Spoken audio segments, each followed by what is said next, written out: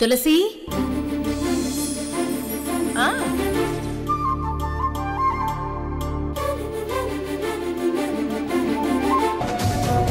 ఇట్రా. మేడం మీరిక్కడున్నారా?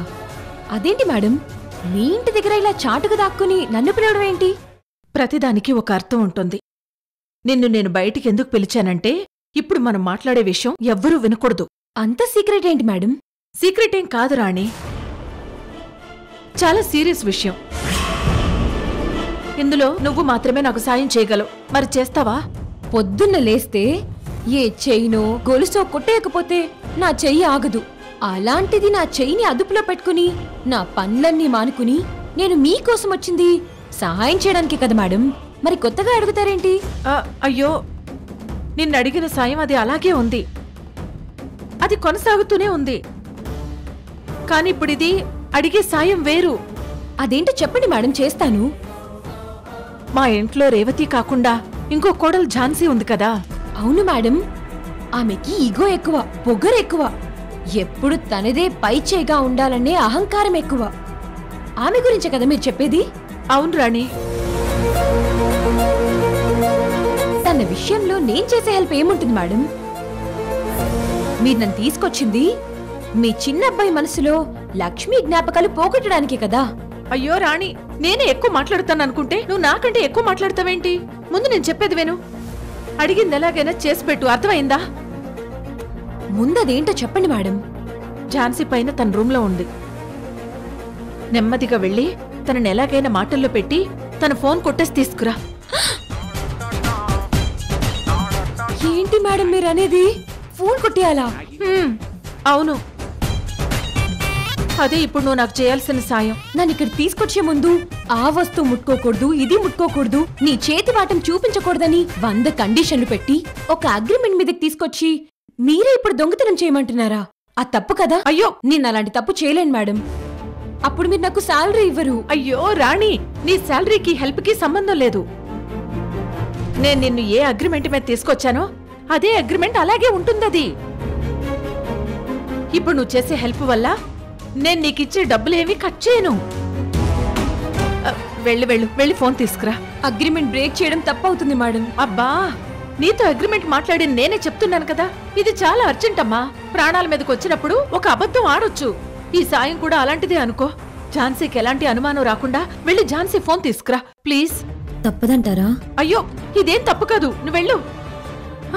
అయ్యయ్యో, ఇదిగో రాణి, ఝాన్సీ చాలా తెలివైన అమ్మాయి. అసలే తను చాలా షార్ప్, జాగ్రత్త. ఈ రాణి పర్సులు కొట్టేయడంలో, ఫోన్లు కొట్టేయడంలో ఇంకా షార్ప్. ఎన్ని కొట్టేలేదు, ఇది నాకు ఒక లెక్క. జస్ట్ 2 minutes చాలు, వెయిట్ చేయండి, ఇప్పుడే వస్తాను. ఓకే, వెళ్ళు, జాగ్రత్తగా వెళ్ళు, త్వరగా.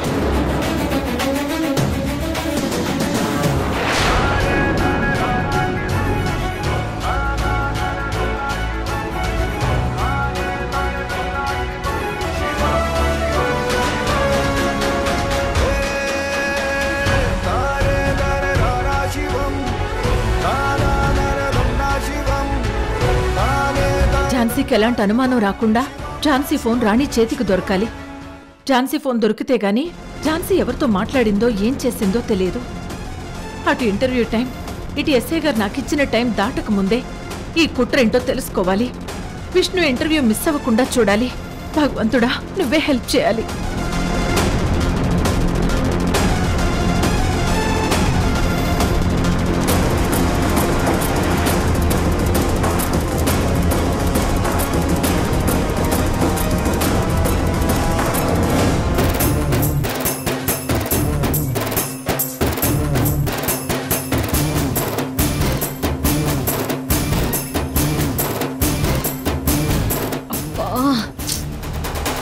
ఝాన్సీ ఒక చోట, ఫోన్ ఒక చోట ఉంటే ఫోన్ కొట్టేయడం ఈజీ అయ్యేది.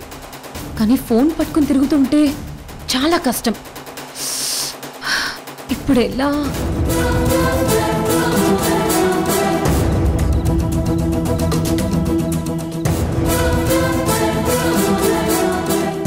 అక్కడే ముందరా నాయనా. ఝాన్సీని మాటల్లో పెట్టి మస్కా కొట్టి ఎలా అయినా ఫోన్ కొట్టేయాలి. ఎస్.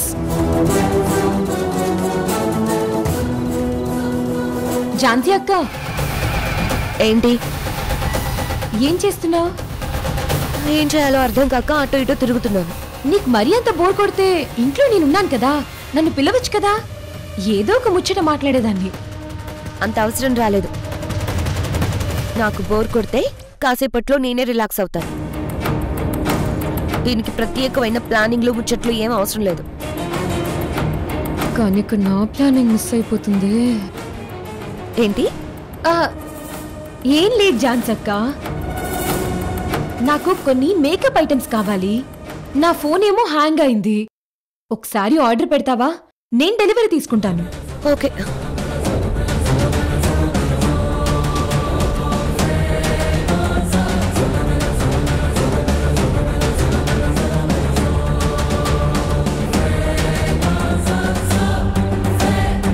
సెలెక్ట్ చేశాను.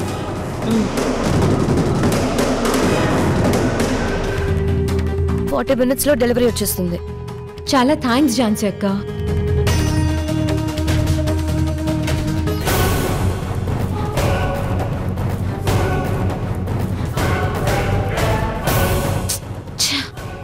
ఫోన్ ఇలా కొట్టాలో అర్థం కావట్లేదు.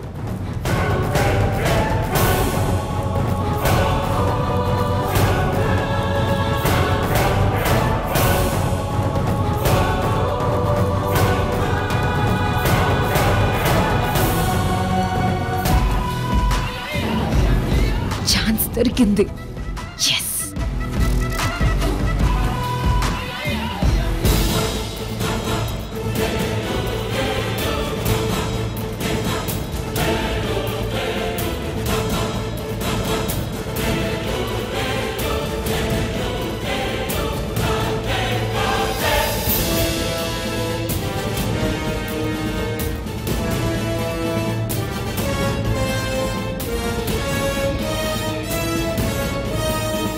ఏంటత్తయ్య రాని రాలేదు? వచ్చేస్తుంది.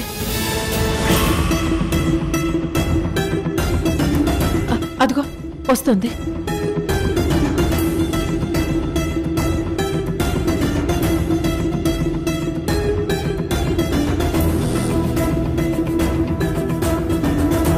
ఇదిగోండి madam Jhansi phone. Thank you Rani. ఏంటి మేడం, మీ వాలకం చూస్తుంటే థ్యాంక్స్ తోనే సరిపెట్టేలా ఉన్నారు. నో ఫ్రీ సర్వీస్, ప్రతి దానికి ఈ రాణి సర్వీస్ ట్యాక్స్ పే చేయాల్సిందే. ఆర్ఎస్టీ మేడం. డైలీ జీతం తీసుకుంటున్నావు కదా, మళ్ళీ ఈ చార్జెస్ ఎందుకు? తులసి గారు నన్ను మాట్లాడి తీసుకొచ్చింది వీళ్ళ చిన్న అబ్బాయి జ్యోతి మనసు మార్చడానికి. దానికి మాత్రమే డైలీ ప్యాకేజ్. ఇలాంటి ఎక్స్ట్రా డ్యూటీకి ఎక్స్ట్రా మనీ పే చేయాల్సిందే. అయ్యో నువ్వేం కంగారు పడుకు రాణి, తప్పకుండా నేను పే చేస్తాను. మీ మీద నాకు నమ్మకం ఉంది మేడం, కానీ మీ అబ్బాయి మీద నాకు నమ్మకం లేదు. ఏదో ఒక విధంగా తనని మాటల్లో పెట్టి తన మనసులో నుంచి లక్ష్మి జ్ఞాపకాలు దూరం చేయమన్నారు. అది చాలా కష్టంగా ఉంది మేడం. ఇలాంటి ఫోన్లు కొట్టేయడాలు, మెళ్ళు చైన్లు లాగేడాలంటారా, అది చాలా ఈజీ. ఈ ఫోన్ అయితే పట్టుకొచ్చావు కదా, దీంతో ఒక పెద్ద గండు నుంచి మా పెద్దోడిని బయట పడేయాలి. ఝాన్సీ ఎవరెవరు కాల్ చేసిందో కాల్ లిస్ట్ చూడాలి ముందు. అయ్యో రేవతి, ఫోన్ లాక్ లో ఉంది. ఇప్పుడు దీన్ని అన్లాక్ చేయడం ఎలాగా? నేను చేసిస్తాను మేడం, కానీ దానికి ఎక్స్ట్రా ఛార్జ్ ఇవ్వాలి. అయ్యో తన పాస్వర్డ్ నీకెలా తెలుసు? ఇందాక నేను ఫోన్ కొట్టేయడానికి ముందు ఝాన్సీ ఫోన్ అన్లాక్ చేస్తుండగా పాస్వర్డ్ చూశాను. ఏదైతేనే చాలా థ్యాంక్స్ రాణి. ముందు ఈ ఫోన్లో లాక్ ఓపెన్ చేయి. మేడం ఎక్స్ట్రా ఛార్జెస్ మర్చిపోవద్దు. అయ్యో ఇస్తానులే. ఓ సింతేనా? ఓకే వెరీ గుడ్ రాణి, ఇంకా నువ్వు వెళ్ళు. Okay ma'am. వెళ్ళు. ఈ ఝాన్సీ ఎవరెవరికి కాల్ చేస్తుందో ముందు కాల్ లిస్ట్ చూడాలి. శైలజ, శ్రీధర్ రావు, నందిని, రాకేష్. ఇతనే అయి ఉంటాడా? లేదంటే సేవ్ చేయని అన్నోన్ నంబర్ అయి ఉంటుందా? రెండు ట్రై చేద్దాం.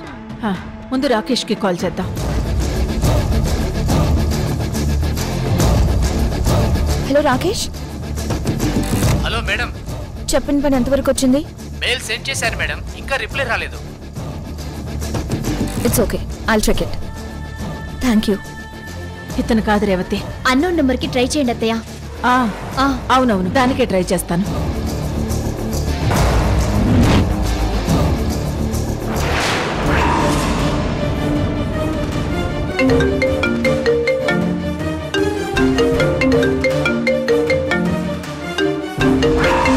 హలో, చెప్పిన పని ఎంతవరకు వచ్చింది? పని కూడా పూర్తయిపోయింది కదా మేడం. విష్ణు మీద గంజాయి కేసు ఈ పాటికి రిజిస్టర్ కూడా అయిపోయి ఉంటుంది.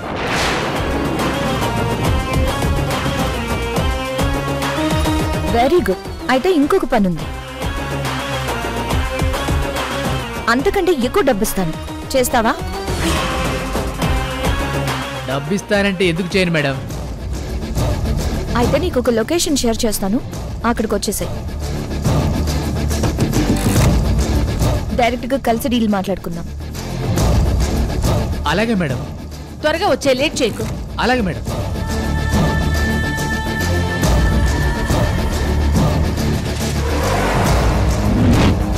రేవతి, వాడు వస్తానన్నాడు. అత్తయ్య, అయితే మనం వెంటనే లొకేషన్ షేర్ చేయాలి. అలాగే రేవతి, చేశాను. వెళ్దాం పద. రా.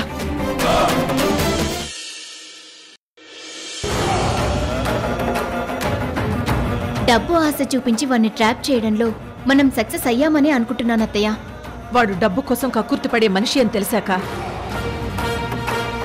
డబ్బాస చూపిస్తే చాలు అని చాలా సింపుల్ ట్రిక్ ప్లే చేశాను రేవతి.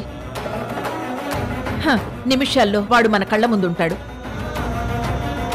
అడ్డదారిలో సంపాదన జీవితాన్ని ఎంత నాశనం చేస్తుందో వాడికి తెలిసొచ్చేలా చేస్తాను. విష్ణుని వెంటనే స్టేషన్ నుంచి విడిపిస్తాను. ఈలోపు ఎస్ఐ గారిని కూడా రప్పించాలి రేవతి. ఆ రాస్కెల్ని వాళ్ళు కళ్ళారా చూడాలి. ఈ మత్తు మందుల వెనక సూత్రధారి వాడే అనేసి ప్రత్యక్షంగా ఎస్ఐ గారికి తెలియాలి. అవునత్తయ్య.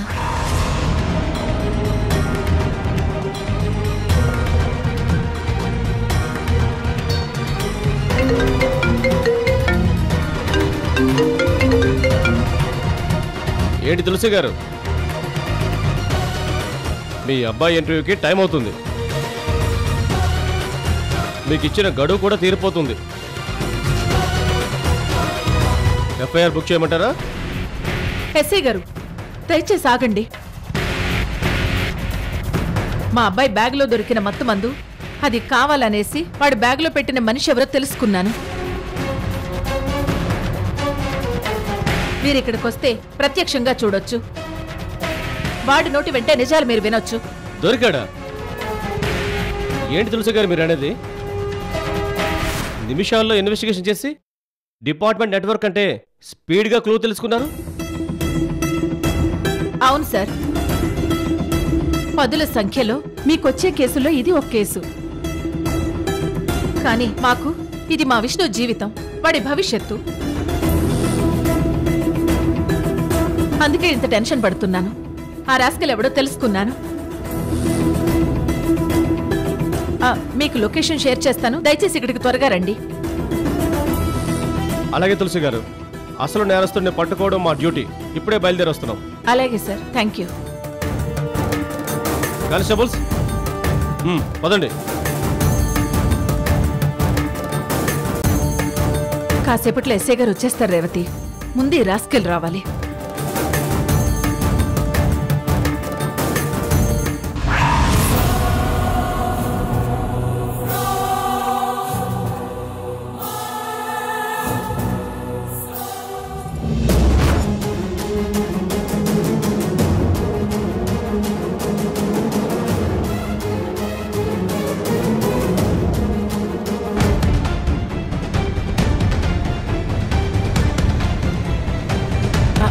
రేవతి, వాడే అనుకుంటాను.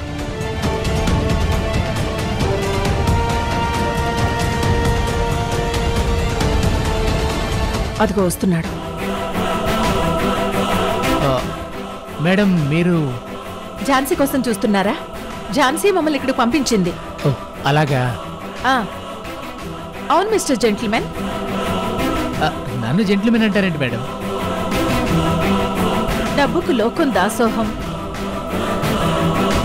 డబ్బే సర్వస్వమని పనిచేసే నీలాంటి వాళ్లను క్రిమినల్స్ అని పిలిస్తే బాగోదు. నీలాంటి వాళ్ల వల్ల చాలా పనులు ముందుకెళ్తాయి.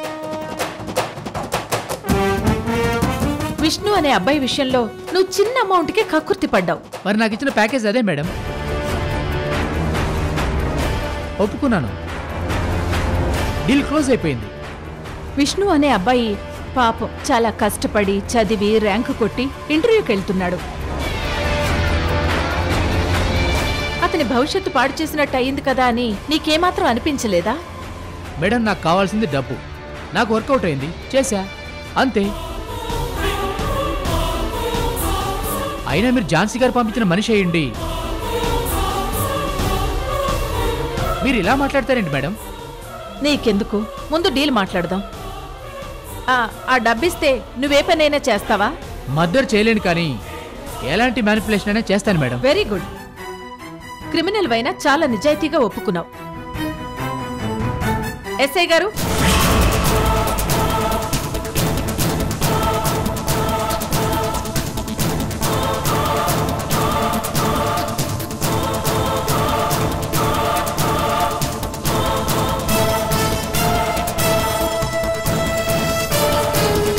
రండి. విన్నారు కదా, వీడి వల్ల మా విష్ణుని అరెస్ట్ చేశారని మీకు ఇప్పుడు అర్థమైందా? Constables, arrest him.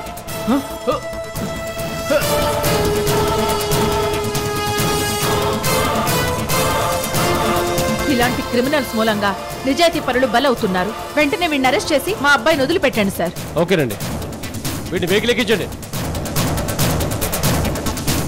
రేవతి, పద.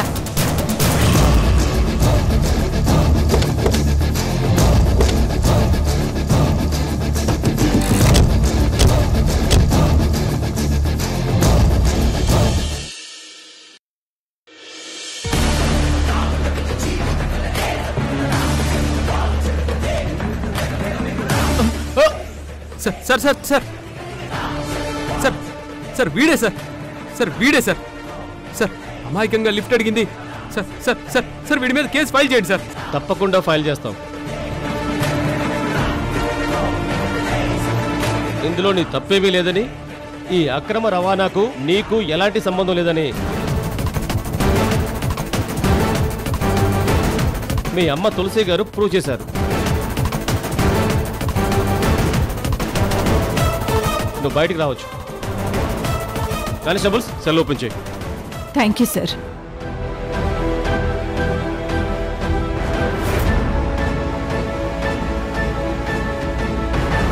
విష్ణు, ఇప్పటికే లేట్ అయిందిరా, బయటికి రా, లేదంటే ఇంటర్వ్యూ మిస్ అయిపోతావు. తొందరగా రా విష్ణు.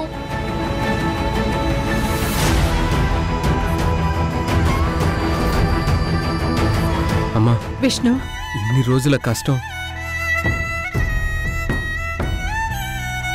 నా మీద మీరు పెట్టుకున్న ఆశలన్నీ వృధా అయిపోయాయని, ఇంకా ఇంటర్వ్యూకి వెళ్లే ఛాన్సే లేదని ఫిక్స్ అయిపోయాను.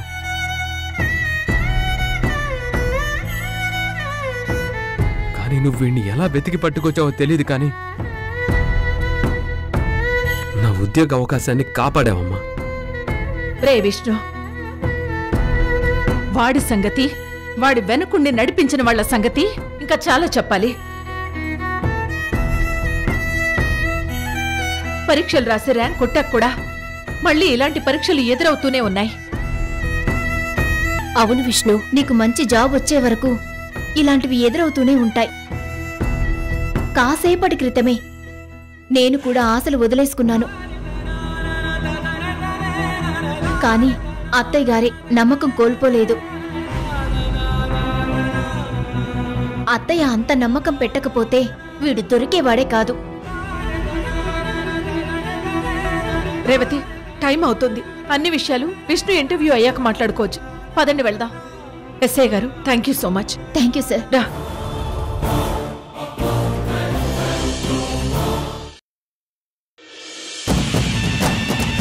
ఏమైపోయిందమ్మా? ప్రతి జాబ్కి 1:3 ఆప్షన్స్ పిలుస్తారు. నా పేరు ఎప్పుడో పిలిచేసి ఉంటారమ్మా. రే ఈ ఇంటర్వ్యూ నేను మిస్ అయిపోయినట్టే అమ్మా. రే విష్ణు, చివరి నిమిషం దాకా నమ్మకం కోల్పోకూడదురా. నువ్వు కావాలని లేట్ చేయలేదురా, నిర్లక్ష్యం చేయలేదు.